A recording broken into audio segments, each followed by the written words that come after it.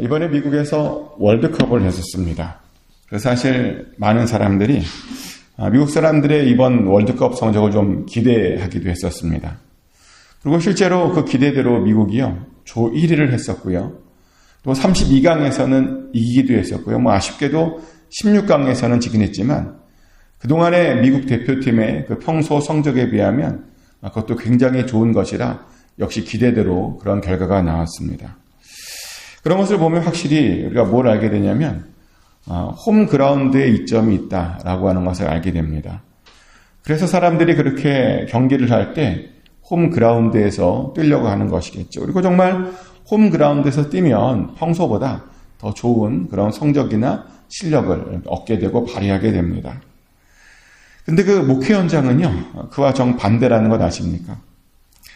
목회는요, 홈그라운드에서 뛰면 오히려 더 안 좋습니다. 그것은 예수님만 봐도 잘 알 수 있는데요.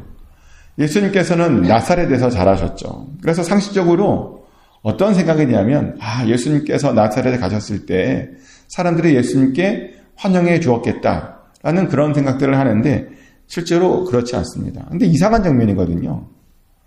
예수님께서 다른 지역에서는요, 굉장히 환대를 받으셨습니다. 사람들이 예수님께 서로 몰려왔고요.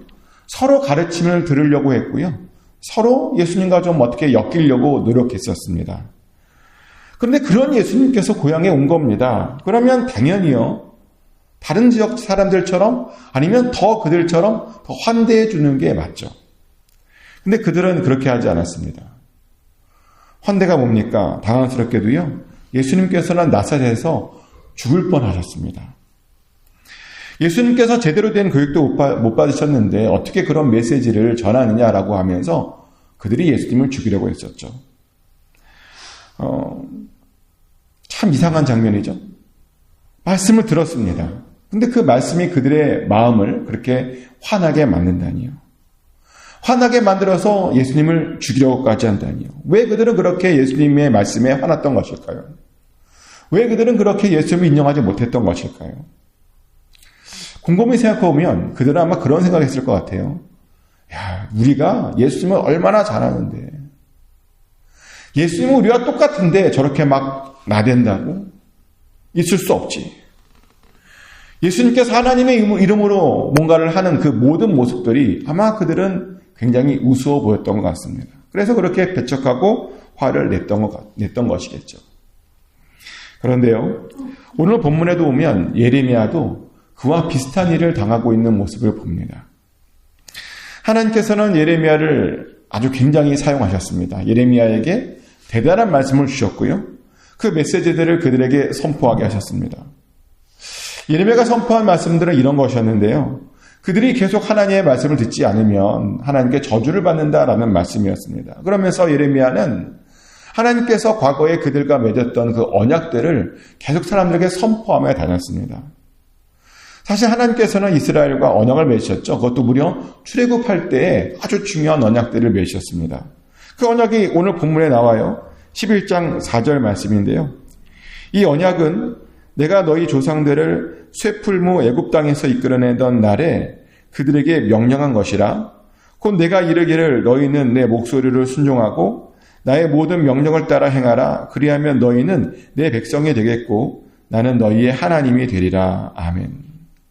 하나님께서 뭐라고 말씀하시냐면 그들의 조상들을 쇠풀무 같았던 애굽에서 끌어내셨답니다. 그러니까 그들의 그 애굽에서의 삶이요, 쇠풀무 같았다는 거예요. 굉장히 안 좋았다는 거죠.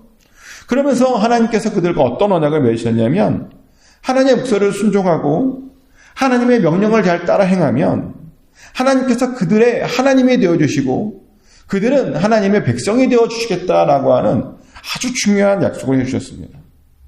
출애굽하는 과정 가운데 그런 놀라운 약속들을 그들과 맺으셨습니다. 이게 왜 놀라운 약속이냐? 사실 이 약속은요, 정말 아주 중요한 하나님 나라에 대한 약속이거든요. 그리고 그 하나님의 나라는 우리의 인생에 아니면 우리 신앙에 아주 중요한 목표가 되기 때문이죠. 실제로 우리 기독교에서 가장 중요한 단어 하나를 꼽아보라 그러면 우리는 하나님 나라라고 꼽을 수 있습니다. 그래서 제가 종종 그런 말을 해요. 우리의 목표가 하나님의 나라다. 우리는 하나님의 통치를 받는 하나님의 백성이 되어야 되고 우리의 하나님이 되어야 된다. 하나님의 통치가 우리의 삶 가운데 항상 나타나야 된다라는 말을 자주 합니다. 그것이 바로 우리의 구원의 이유라고 제가 자주 이야기를 합니다. 그런데 하나님께서 출애굽하는 백성들과 그런 놀라운 하나님의 나라에 관련된 아주 중요한 언약을 그들이 맺었다는 거죠. 그래서 그들은 사실은 하나님의 말씀대로 살기만 하면 그런 놀라운 하나님의 나라를 경험할 수 있었습니다. 하나님의 말씀에 순종하고 살기만 하면 하나님께서 그들의 하나님이 되어주셨고요. 게다가 또 하나님께서 그들에게 무슨 약속도 하셨냐면 그들이 그렇게 말씀에 순종하면 젖과 꿀이 흐르는 땅도 그들이 계속 살 수 있겠다라고 하는 그런 약속도 해주셨습니다. 무려요. 젖과 꿀이 흐르는 땅입니다. 이게 무슨 말이냐면 더 이상 먹고 사는 것에 대한 문제, 그런 것들 걱정, 근심은 하지 않도록 해주시겠다라고 하는 그런 놀라운 약속이었습니다. 그런데 당황스럽게도 그들이 출애굽을 하고 나서 가나안 땅에 정착하는 가운데 그런 놀라운 약속들을 다 잊어버렸다는 겁니다. 어떻게 그럴 수 있을까요? 어떻게 그렇게 놀라운 약속을 받아놓고 그 모든 것들을 다 그렇게 잊어버릴 수 있을까요? 도대체 어떻게 살았기에 그 모든 약속들을 다 그렇게 다 생각하지 못하고 있었던 것일까요? 여러 이유가 있었는데 그 중에 가장 큰 이유는 하나님께서 남겨두지 말라고 하는 가나안 족속들을 그들 가운데 남겨두었기 때문이죠. 그리고 그 남겨진 그들로부터 그 땅에 살면서 어떻게 우상을 섬겨야 되는지 그것들을 배웠기 때문이었습니다. 그리고 사실 그럴까봐 하나님께서 그들에게 그렇게 그 가나안 족속들을 남겨두지 말라라고 명령하셨던 거죠.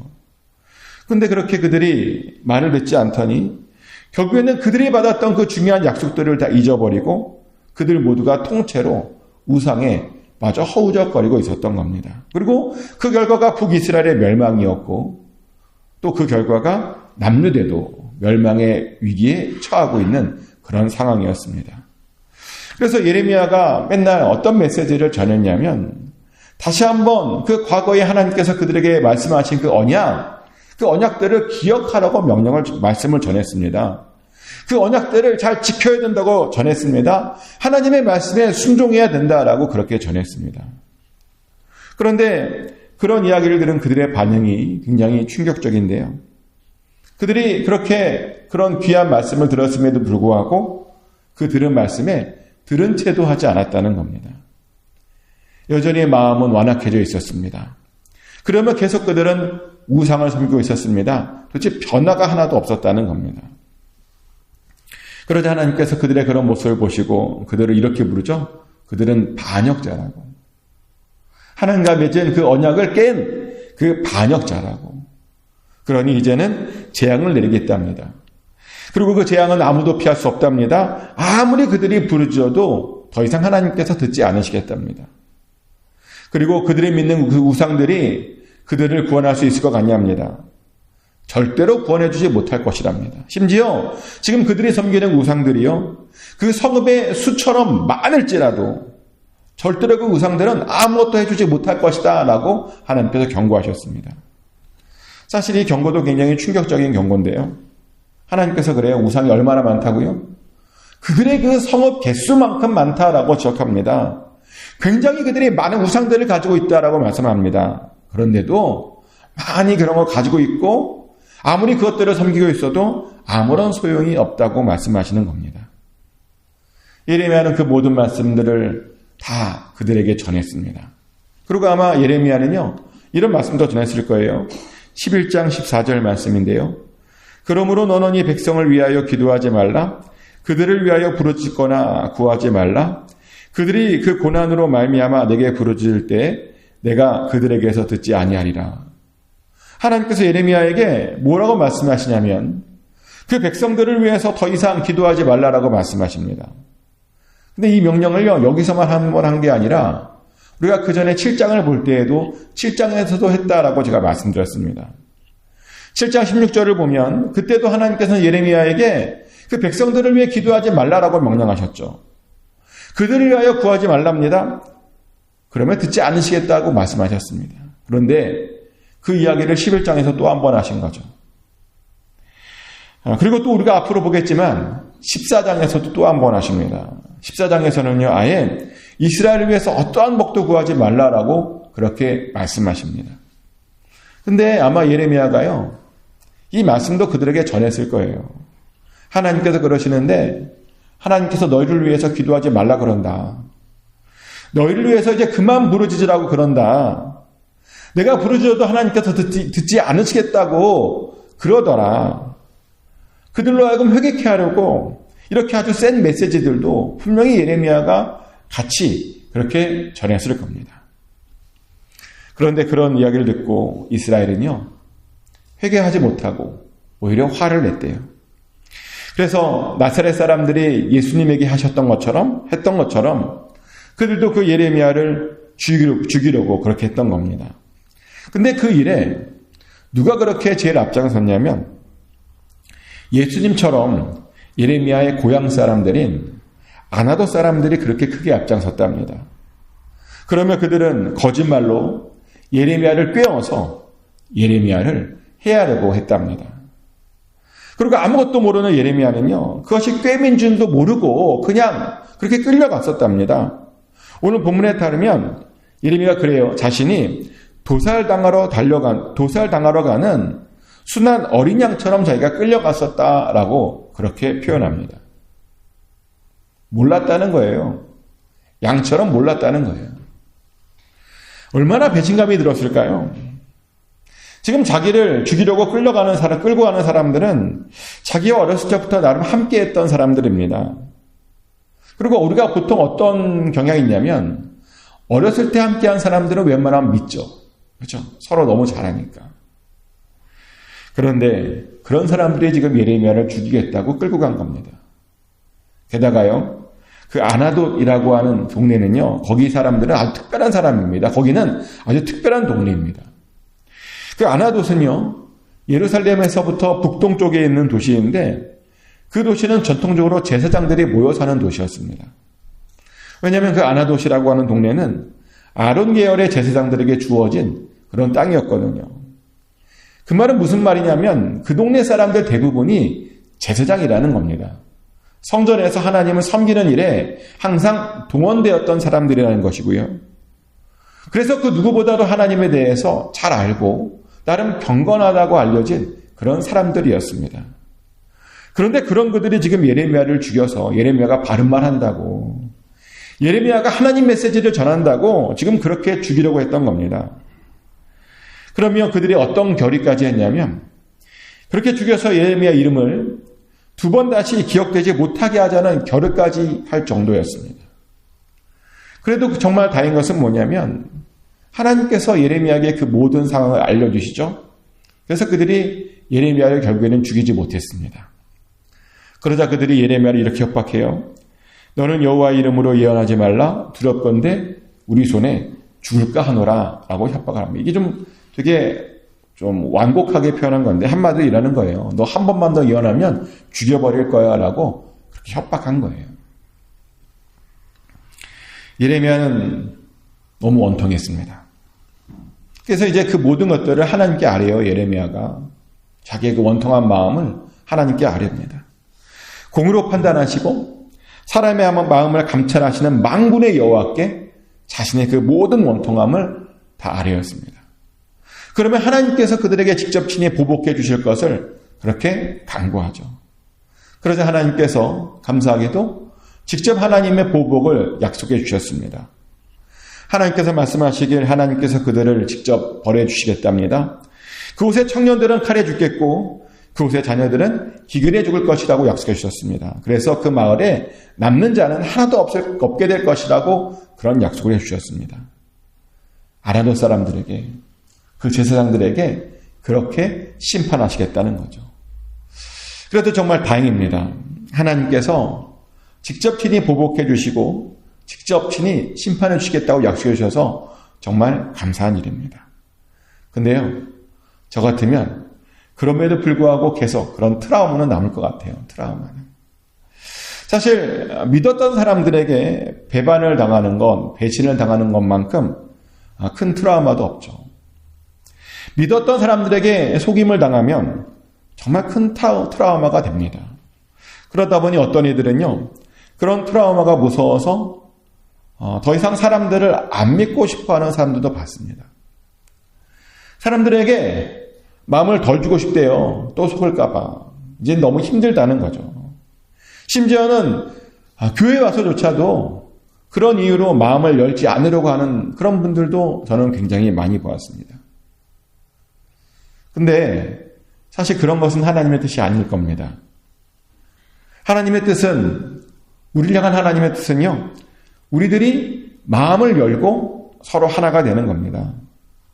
어떻게든 서로 연결되고 서로 도우며 서로 위하며 사랑하며 사는 것입니다. 사실 그래서 우리를 그렇게 교회로 불러주신 것이기도 합니다. 또 상처받으면 어떡하냐고요? 염려하지 마십시오. 상처받으면 하나님께서 완전히 또 깨끗하게 치료해 주십니다. 하나님께 맡기면 하나님께서 다 치료해 주십니다. 우리의 마음의 상처들, 그 트라우마들 깨끗하게 다 치료해 주십니다. 저는 많이 봤습니다. 상처를 갖고 왔다가 치료받는 분들을 많이 봤습니다. 그리고 저도 치료받았습니다. 그래서 우리는 염려하지 말고 계속 연결되어져야 됩니다. 사실 예수님도 보니까 그러셨더라고요. 예수님께서 자신이 어렸을 적부터 자랐던 그 동네 사람들에게 죽임당할 뻔했었죠. 그래서 그 일로 가버나움으로 이사까지 가셔야 됐습니다. 그래서 언뜻 보면 나사렛 사람들하고는 더 이상 완전히 연을 끊은 것처럼 그렇게 보이기도 합니다. 그런데 실제로 보면요, 자기를 죽이려고 했던 그 사람들하고 연을 끊지 않으셨습니다. 오죽하면 예수님의 닉네임이 나사렛 예수님이시겠습니까? 만약 예수님의 마음에 계속 어떤 상처들이 남아 있었다면 아마 그런 이름을 안 쓰셨을 겁니다. 나사렛이라고 하는 것이 트라우마가 되었다면 누군가 자신을 나사렛 예수라고 불렀을 때 아니라고, 나는 나사렛 예수 아니고 나는 가버나움의 예수라고 그렇게 아마 정정해 주셨을 겁니다. 그런데 예수님은 나사렛 예수라고 끝까지 불림받았습니다. 자신을 죽이려고 했던 그 사람들의 그 마을의 이름을 자신의 이름 앞에 계속 사용하셨다는 거죠. 그 말은 그 모든 상처들이 예수님도 다 회복되셨다는 겁니다. 심지어 그들을 다 용서해 주셨다는 겁니다. 근데 보니까 예레미야도 그랬습니다. 오늘 본문에서는 예레미야가요, 그 원수를 갚아달라고 말했지만 예레미야를 쭉 계속 읽다 보면 결국 예레미야는 그들을 용서하고 그들을 위해 중보기도 했었음을 봅니다. 하나님께서는 예레미야에게 그들을 위해서 더 이상 중보기도 하지 말라라고 예레미야에게 요청했지만 예레미야는 그 이야기를 듣고도 더욱더 열심히 그들을 위해서 중보기도 했습니다. 그들을 바로잡으려고 굉장히 노력했습니다. 그렇게 예레미야도요, 사실은 다 용서한 겁니다. 근데 그랬더니 그 트라우마로 남기지 않고 용서하며 풀어버렸더니 그렇게 예레미야가 하나님께서 쓰시는 그런 사람이 될 수 있었던 겁니다. 그래서 우리를 괴롭히는 사람들 전혀 신경 쓰지 말고 우리들이 해야 하는 일들을 그냥 계속하면 됩니다. 우리들을 괴롭혔고 우리를 속이려고 했던 사람들 다 용서하고 다 털어버려야 됩니다. 그것이 우리를 향한 하나님의 뜻입니다. 그리고 그래야 하나님의 일들을 계속 기쁜 마음으로, 감사한 마음으로 할 수 있게 되는 겁니다. 그러니 축복하는 것은 여러분 마음속에 혹시라도 여러분들을 어렵게 했던 그 사람들 있다면 얘는 다 용서해 주시길 축복합니다. 그래서 하나님의 일들을 기쁜 마음으로 하십시오. 그래서 하나님의 뜻을 이루셔야 됩니다. 그래서 예레미야처럼 하나님께 인정받고 칭찬받아서 하나님께서 주시는 그 평안과 그 위로와 치료와 그 회복이 언제나 여러분 삶 가운데 함께 하시기를 예수 그리스도의 이름으로 축복합니다. 기도합니다. 하나님 아버지, 예레미야가 자기의 고향 사람들에게 죽임당할 뻔했습니다. 하나님의 메시지를 전했다고, 하나님께서 시키는 대로 했다고 죽임당할 뻔했습니다. 그것이 어쩌면 그에게 큰 상처가 되었을런지도 모릅니다. 그에게 큰 트라우마가 되었을 겁니다. 그러나 그는 그 트라우마를 트라우마로 남기지 않고 다 털어버렸습니다. 기도로 털어버리고 하나님을 의지함으로 털어버렸습니다. 그래서 다시 하나님 앞에 나아가 하나님께서 주신 일들을 잘 감당했습니다. 우리도 그럴 수 있게 원합니다. 우리 안에 혹시라도 있는 트라우마나 상처들이 있다면 깨끗하게 털어버리게 하여 주시고, 용서해야 될 사람들이 있다면 용서하게 하여 주시고, 회복해야 되는 것들이면 회복하게 하여 주셔서 하나님 계속 하나님의 일들을 잘 감당케 하여 주시옵소서.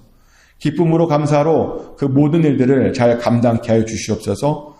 그래서 하나님께 인정받는 우리 모두가 되게 하여 주시옵소서. 오늘도 우리와 동행하여 주시고 오늘도 우리가 해야 하는 일들 하나님께 올려드리기 원합니다. 우리에게 기름 부어주시고 성령 충만으로 함께하여 주시옵소서. 감사드립니다. 예수님 이름으로 기도합니다. 아멘. 주기도문을 올려드립니다. 하늘에 계신 우리 아버지, 아버지의 이름을 거룩하게 하시며 아버지의 나라가 오게 하시며 아버지의 뜻이 하늘에서와 같이 땅에서도 이루어지게 하소서. 오늘 우리에게 일용할 양식을 주시고 우리가 우리에게 잘못한 사람을 용서해 준 것 같이 우리 죄를 용서하여 주시고 우리를 시험에 빠지지 않게 하시고 악에서 구하소서. 나라와 권능과 영광이 영원히 아버지의 것입니다. 아멘.